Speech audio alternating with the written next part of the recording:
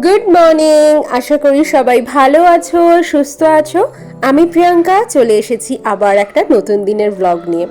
আজ হলো মঙ্গলবার 27শে মে। খুব দারুণ একটা দিন, কেননা আজকে কলকাতা থেকে বাবা মারা আসছে।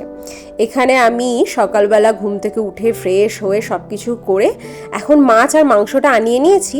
তো এখানে সব কিছু ধুয়ে রেখে আছে, এই যে এখানে কাতলা মাছ আছে, পাবদা মাছ আছে আর চিকেন আছে। তো এগুলো এখন ধুয়ে শুধু মাছগুলোকে আমি নুন হলুদ মাখিয়ে সবকটা এখন ফ্রিজে রেখে দিয়ে যাব, রাত্রে এসে রান্না করব। মারা এখন ফ্লাইটে উঠেই পড়েছে ওরা। তো ওরা আস্তে আস্তে মোটামুটি আমাদের বাড়ি পৌঁছতে পৌঁছতে 3টে বেজে যাবে। তো তারপরে স্বাগতম অফিস গেছে, তো ও চলে আসবে অফিস থেকে, ও মারা আসার আগেই চলে আসবে। তো আমি ওই জন্য একটু দেরি করে অফিস যাচ্ছি, যাতে ঘরটর একদম গুছিয়ে এগুলো সব করে, কেননা এখন আর রান্না করছি না, ভাবলাম যে রাত্রেবেলা এসেই রান্না করবো, আর এখন অতটা টাইমও থাকবে না। তো এখন ওই জন্য এগুলো করে অফিস যাব। অফিস থেকে বেরিয়ে পড়েছি, এখন বাজে হচ্ছে এই 4টে মতো। আমি এখনই বেরিয়ে পড়েছি অফিস থেকে, সবাই বাড়িতে চলে এসেছে আর তর্স হয়েছে না। বাড়ির কিন্তু কেউ জানে না যে আমি এখন আসছি, সবাই জানে আমি যেরকম সন্ধ্যাবেলায় অফিস থেকে ফিরি সেরকমই ফিরবো, কাউকে বলিও নি, একটু সারপ্রাইজ দেবো ওই আর কি। তো বাবা মারা সব আস্তে আস্তে, ওরা আমাদের বাড়িতে এই একটু আগেই শুনলাম পৌঁছেছে, মানে 3টে বেজে গেছে। আসলে 10:30টার ফ্লাইট ছিল, তো পৌঁছতে পৌঁছতে ওই 1টা মতো হয়েছে ল্যান্ড করতে করতে। তারপরে ব্যাগেজ নিয়ে বেরোতে বেরোতে আর ওখান থেকে আস্তে আস্তে আমাদের বাড়িতে টাইম লেগে গেছে। মোটামুটি এয়ারপোর্ট থেকে আমাদের বাড়িতে 1.5 ঘন্টা তো ওরকম লেগেই যায়, কেননা ব্যাঙ্গালোর তো অনেকটা বড় জায়গা আর এয়ারপোর্টটা অনেকটা দূরে ব্যাঙ্গালোর সিটি থেকে। তাই জন্য মোটামুটি 1 ঘন্টা তো লাগেই মিনিমাম এখানে। তারপরে 1.5 ঘন্টা 2 ঘন্টা, কখনো কখনো আবার 2.5 ঘন্টাও লেগে যায় যদি জ্যাম থাকে। তো মাদেরকে ফোন করেছিলাম এমনি জানার জন্য ওরা কি করছে। ওরা বললো যে ওরা এসে সবাই ফ্রেশ হতে গেছে, স্নান করতে গেছে। তো আমি আর ওদেরকে বলিনি, আমাকে জিজ্ঞাসা করছিল তুই কখন আসবি। তখন আমি বললাম হ্যাঁ হ্যাঁ তোমরা ফ্রেশ হও। তারপরে স্বাগতম তো অফিস থেকে চলে এসেছে, তো ও এখন ওনাদের সাথে আছে। আর ও এখন ওনাদের জন্য আমি বললাম যে সবার জন্য একটু টিফিনের ব্যবস্থা করতে। তো সেইগুলোই বাড়িতে হচ্ছে, খুবই আনন্দ লাগছে, কেননা সেই কবে থেকে টিকিট বুক করা ছিল, আসবে আসবে করে করে ফাইনালি চলেই এলো। বাগুইহাটির বাবা আসতে পারেনি, কেন বাবার তো অফিস থাকে, বাবার পক্ষে সবসময় আসা সম্ভব হয় না, তাই হাওড়ার বাবা মা আর আমার মা এসছে। তো চলো আমি চলে এসেছি বাড়িতে। এবারে বাড়িতে গিয়ে সবাইকে একটা সারপ্রাইজ দিই আর দেখি সবার রিয়াকশন কেমন হয়। বাড়িতে এসেই আমি দেখছি সবাই ফ্রেশ ট্রেশ হয়ে টিফিনটাও করে নিয়েছে, আর এখানে টেবিলে ভরে রাখা আছে খাবার। এখানে দেখো বাঘটির মা কত কিছু নিয়ে এসছে, বাবা আর কি ভরে পাঠিয়ে দিয়েছে। এটা হচ্ছে আম, আমার ফেভারিট জিনিস। তারপর হচ্ছে আমার আর মুকুলের তো ফেভারিট, আর আম জামাই ষষ্ঠীতে আসবে, এটা তো ম্যান্ডেটারি, তাই জন্য এখানে আম এসছে। ওইটা একটু পাকা আম, আর এই আমটা যেটা নিয়ে এসছে মা বলে এটা একটু কাঁচা দেখে নিয়ে এসেছে, যাতে একটু আস্তে আস্তে পাকে, কেন এতগুলো আম একসাথে পেকে গেলে খাওয়াও তো সম্ভব নয়, তো সেই জন্য। আর এসেছে প্রচুর শাক, দুই বাড়ি থেকেই বেশ জিনিস এসছে। তো আমি এক এক করে দেখাচ্ছি, প্রথমে আগে বাগুইহাটির বাড়ি থেকে দেখিয়ে দিচ্ছি, তারপরে আবার হাওড়ার বাড়ি কি এলো সেগুলো দেখাচ্ছি। তো এত শাক এসছে দেখে আমি বলছি তুমি কি করেছো, মা বলছে হ্যাঁ এখানে তোরা অত শাক খাস না তাই আমি নিয়ে এসেছি। এখানে এই দেখো নিম পাতা, মা প্রত্যেকবার এই নিম পাতা না শুকিয়ে মা নিয়ে আসে, যাতে এটা সারা বছর ধরে ইউজ করা যায়, যে কোনো কিছুতে, সে নিম বেগুন হোক, আলু মাখাতে হোক, অনেক কিছুতেই কিন্তু নিম খুব খাওয়া যায়। আর স্বাগতম নিম খেতে ভীষণ ভালোবাসে। এখানে রয়েছে থানকুনি পাতা, থানকুনি পাতা বাটা খাওয়া বা থানকুনির রস, এইগুলোর জন্য মা নিয়ে এসেছে। আর তার সাথে এখানে নিয়ে এসেছে যেটা আমার সব থেকে অপছন্দের, চিরতা পাতা।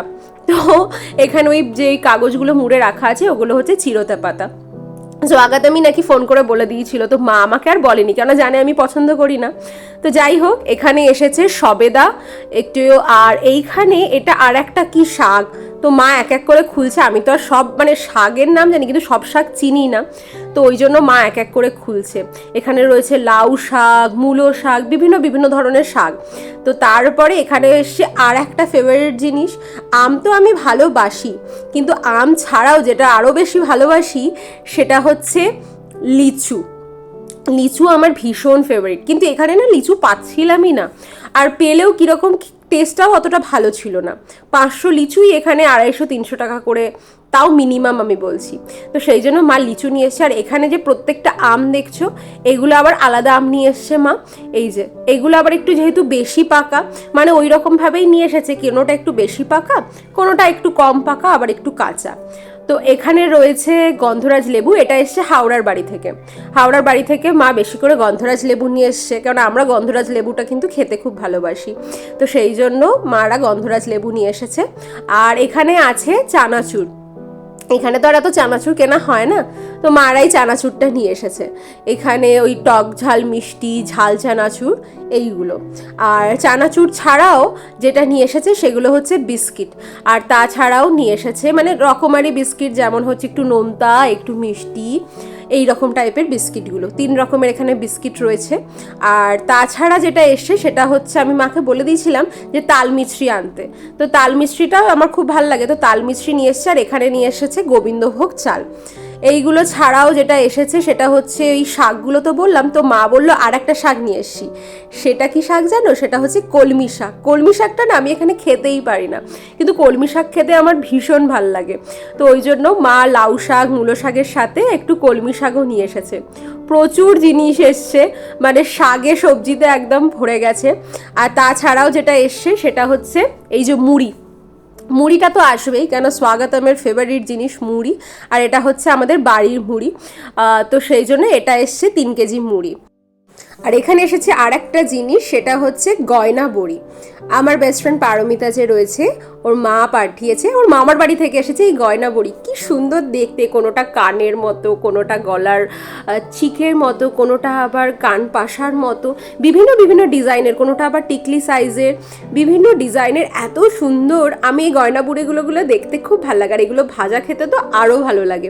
তো কাকিমা ওই জন্য আমার জন্য গয়না বড়ি, শুধু গয়না বড়ি যে পাঠিয়েছে তা নয়, তার সাথে নর্মাল ছোট ছোট বড়িও পাঠিয়েছে, কেননা আমাদের বাড়িতে আমরা আবার বড়িটা এগুলো আবার খেতে আমরা খুব ভালোবাসি। তো এত কিছু দেখার পরেই মা আগে বলল যেগুলো পাকা আম বেশি সেইগুলো আগে খেয়ে নে। তো এতদিন পরে কলকাতার ফার্স্ট সিজনের আম খাচ্ছি, তাই জন্য আমিও আর দেরি না করে একদম বসে পড়েছি আম খেতে। এসেছে আরও অনেক জিনিস, কিন্তু সেগুলো আবার পরে দেখাবো। যেমন আমার ঠাকুরের জামা এসেছে, অনেক আরও জিনিস এসেছে, খাবারের জিনিস এসেছে। তো সেগুলো আর এখন দেখানোর আর টাইম পেলাম না, কেন ওগুলো আরও ব্যাগের ভেতরে রয়েছে। তো আমি বললাম পরে নয় বার করবে। তো আমি এখানে একটু কাতলা মাছ বসিয়ে দিয়েছি। আজকে সব না হালকা পাতলা রান্না করব। মা তো প্রথমেই বলছিল আমাকেই করতে দেয়, বললাম না তুমি এখন এসেছো, এবারে তো তোমাকেই দেবো, আর তো আমি করব না, তো তোমাকেই এখন করতে হবে। তো দুদিন একটু আমাকে করে নিতে দাও, এরপরে তুমিই ঢুকে যাও। তো এখানে আমি করছি আলু ভাজা, তার সাথে হয়েছে ডাল, তার সাথে ঢ্যাঁড়স সর্ষে, আর হয়েছে কাতলা মাছের আলু পটল দিয়ে একটা পাতলা ঝোল। এটাই আজকে সাদামাটা রান্না সবার জন্য। 10টা বেজে গেছে, এবারে সবাইকে খেতে দেব। তো ভিডিওটাও এতটাই থাক, ভালো লাগলে একটা লাইক করে দিও। দেখা হবে খুব শিগগিরই। Thank you so much.